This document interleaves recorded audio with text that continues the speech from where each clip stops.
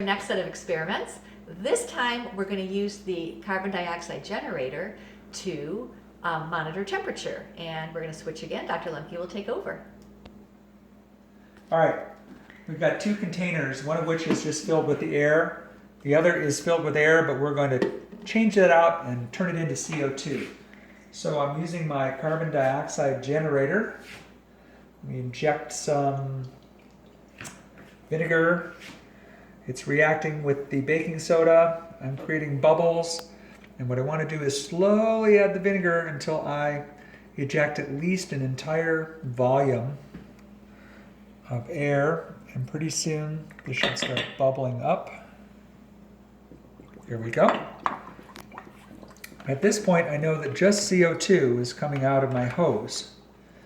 And what I want to do now is inject that CO2 into this container. So I'm going to continue to generate as much CO2 as I can. It's going into the jar. Take your finger off of that, please. It's got a little hole at the top and the side, which allows the carbon dioxide to escape. We need to have that off or the pressure is going to build up in there and the top would fall off.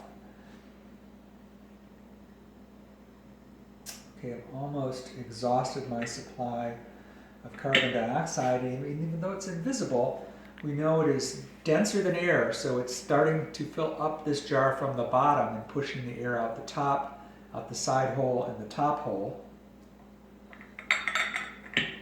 Okay, and at this point what I'm going to do is cut a little piece of tape and seal that off so that we only have the jar filled with carbon dioxide.